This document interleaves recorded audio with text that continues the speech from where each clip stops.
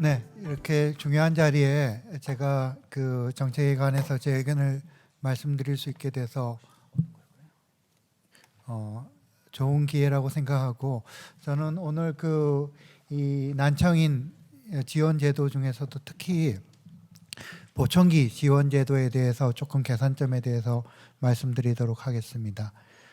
10년 전에 대한이민의과학회에서 조사한 이 국민 영양조사에 따르면 난청 유병률이 그 보청기가 필요한 중등도 이상 난청 비율이 이렇게 증가해서 60대가 되면은 거의 70대가 되면은 3분의 1, 80대가 되면은 한 반 정도의 인구에서 그 난청을 가지게 됩니다.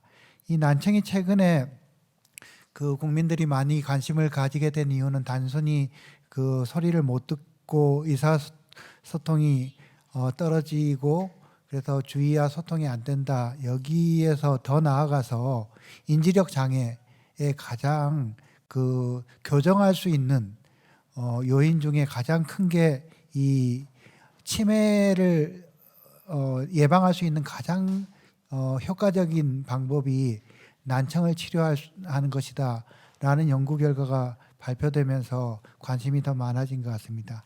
여기 보시는 바와 같이 고도 난청이 있으면 치매 발생률이 5배가 증가하니까요. 거꾸로 난청을 치료하면은 치매 발병률이 급속히 떨어지겠죠. 이러한 문제 때문에 우리 정부에서는 최근 들어 많은 난청 환자 지원이 있었습니다. 방금 이준호 교수님께서 말씀하신 이 인공호흡 수술 지원뿐만 아니라 보청기도 지금 이 보장 장애인의 경우에는 건강보험에서 보청기 한쪽은 지원을 해주고 있습니다. 나중에 제가 좀 말씀을 드릴 텐데요. 그래서 이제 이런 그 장애인 그 보장구 급여가 되면서 이 청각장애 신청이 2016년도부터 그 보청기 지원이 좀 확대가 됐거든요. 그 이후로 청각장애인 수가 이렇게 급격하게 증가하고 또 보장구 급여를 받는 액수도 아주 크게 늘었습니다. 2012년도에 비해서 2018년도에는 거의 20배가량 갑자기 늘어났습니다. 하지만 여전히 이제 보청기에 대한 사각지대가 많은데요. 먼저 이 노인 보청기에 대해서는 상당히 많은 사각지대가 있는 것 같습니다. 뭐 다 아시는 바와 같이 우리나라가 초고령 사회에 진입하면서 노인 인구 비율이 이렇게 증가하고 있는데, 이 아까도 말씀드렸듯이 65세가 되면 약 30%의 인구는 노화성 난청을 가지게 됩니다. 이 중에서 보청기가 꼭 필요한 양측이 40데시벨 이상, 그러니까 보청기 없이는 자꾸 대묻게 되고 의사소통이 안 되는 인구의 비율이 약 9.5%, 명수로 따지면 한 56만 명 이상이 꼭 보청기를 해야 되는 양측 40데시벨 이상의 난청 환자들입니다. 65세 이상에서.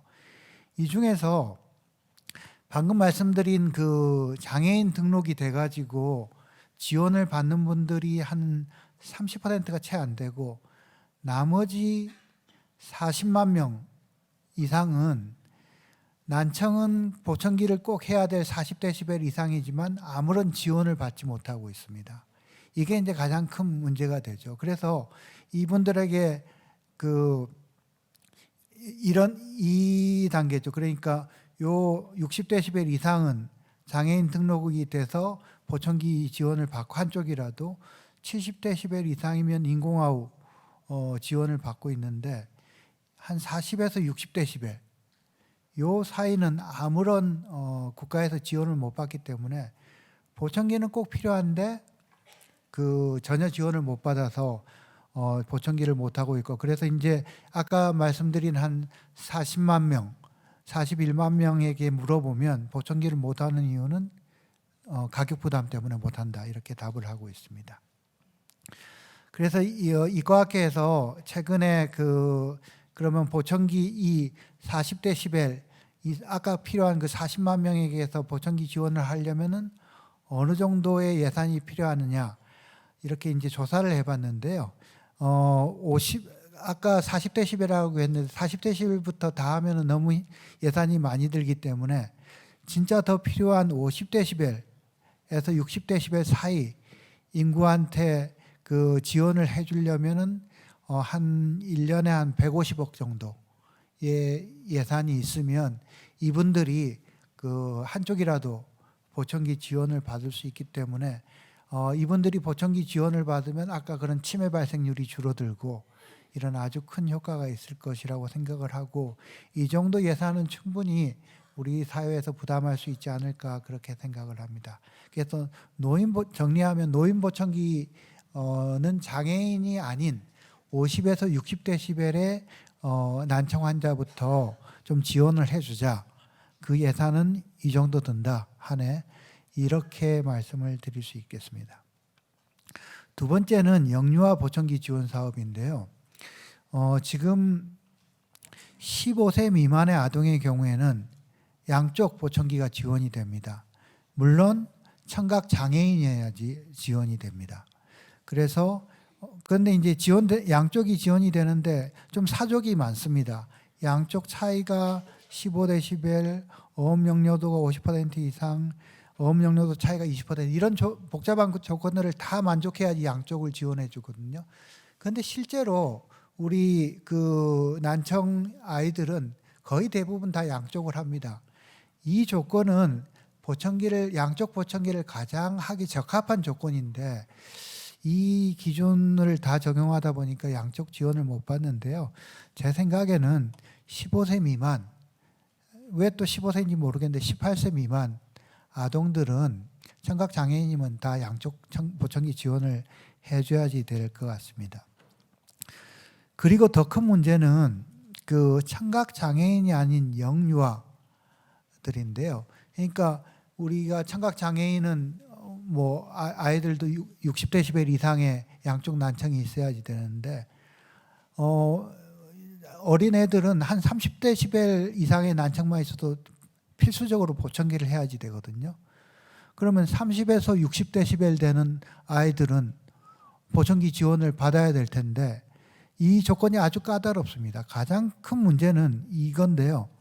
36개월 그러니까 만 3세 이전에만 보청기 지원을 해줍니다. 그러면 만 3세 이후에 발생한 그리고 원래 있었지만 그 이후 3세 이후에 진단된 30데시벨에서 60데시벨 사이의 난청 아이들은 보청기 지원 하나도 못 받습니다. 이게 저는 상당히 문제가 있다고 생각하는데 왜 이게 36개월 미만에만 지원을 시작하게 됐는지 이건 참 저로서는 이해하기 힘든 기준이고 하루라도 빨리 19세 미만의 아동들은 난청이 조금만 있어도 다 보청기를 해야지 되거든요. 장애와 상관없이 다 지원해 줘야지 됩니다. 이 부분이 가장 먼저 해결이 돼야 되고 나중에 우리 토론에도 나올 수 있겠지만 이 아이들이 난청이 있으면서 이 보청기를 지원을 못 받는 경제적인 문제도 있는데 이게 국가에서 공식적으로 지원을 못 받으니까 학교에서 다른 지원도 못 받아요. 예를 들어서 자석 배정이라든지 FM 수신기라든지 보청기 나라에서 지원도 안 해주는데 왜 뭐 다른 지원이 필요하냐 이런 식이 돼가지고 그래서 이 부분은 아주 서둘러서 해결을 해야 될 부분이라고 생각을 합니다. 그 다음에 이 경우가 적지는 않지만 인공아웃 사용자에 대한 보청기 지원인데요. 이런 환자들 젊은 여자 환자인데 한쪽은 전혀 못 듣고 반대쪽은 꽤 듣습니다. 그런데 인공아웃 수술을 오른쪽에 해야지 되죠. 그러면 왼쪽은 보청기를 해야지 되거든요.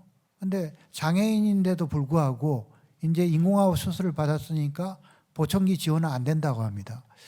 이게도 정말 탁상행정이라고 생각을 하고 또 한 가지는 제 환자인데 인공아웃 수술을 받고도 잔존청력이 남아있는 아이들이 많습니다. 이 아이들 다 보청기 사가지고 하고 있거든요. 그러니까 인공아웃 지원받은 거랑 보청기 지원받는 거랑을 연결하는 것 자체가 조금 너무 탁상행정이라고 생각을 합니다. 그 다음에 이제 이미 확대돼서 잘 시행되고 있는 장애인 보청기 지원제도 개선안인데요. 말씀드린 대로 2016년도부터 이 지원 제도가 장애인들에 대해서 지원액이 확 늘어나면서 최대 131만 원까지 지원이 되면서 문제가 이렇게 아까도 말씀드렸듯이 갑자기 지원 건수라든지 지원액이 기하급수적으로 늘었습니다. 그래서 이제 정부에서 좀 이 정비를 해야 되겠다고 생각해서 이과학회 용역을 맡겨가지고 이제 학회에서 좀 개선안을 마련해서 이제 어떻게 바뀌었냐 하면 처음에 보청기를 할 때 131만 원을 다 지원하는 게 아니라 처음에는 보청기 구입비랑 초기 적합 비용 약 100만 원 정도만 지원하고 그 이후에는 보청기 조절을 할 때마다 4만 5천 원씩 4년 동안 지원을 하는 꽤 합리적인 방법으로 바뀐 것 같습니다. 그런데 문제는 이것 역시 좀 합리화 좀 개선해야 될 부분이 여전히 남아 있는데요. 제일 중요한 거는 이 두 번째인 것 같습니다. 이제 장애인들이 보청기 지원을 받으려면 등록된 보청기들만 지원을 받을 수 있거든요. 그런데 경우에 따라서는 좀 복잡한 사양의 보청기가 필요합니다. 예를 들어서 아주 고음역에 심한 난청이 있는 경우에는 이 주파수 변이 보청기라든지 또 제일 중요한 거는 양측 보청기를 해야 되는데 한쪽만 지원을 받고 반대쪽 지원을 못 받는 것까지는 괜찮은데 이 서로 연결이 되는 바이크로스라는 연결형 보청기를 지원을 받아야 될 텐데 그런 것도 못 받고 있고요. 그래서 제가 생각하기에는 이 급여를 해줄 때 등록된 보청기는 물론 많이 지원을 해주고 경우에 따라서는 등록되지 않은 보청기를 할 때는 본인 부담을 좀 늘리더라도 본인이 선택할 수 있는 여지는 좀 줘야지 된다고 생각을 하고 또 이제 보청기를 제조하는 사람들의 입장에서는 이 보청기 급여 보청기 등록 과정이 너무 편의주의적이다. 그리고 가격 책정에 합리성이 없다. 이런 문제 제기도 하고 있는 것 같습니다. 그리고 나중에 여유가 된다면 양쪽에 대한 지원도 해나가야 되지 않을까 생각합니다. 감사합니다.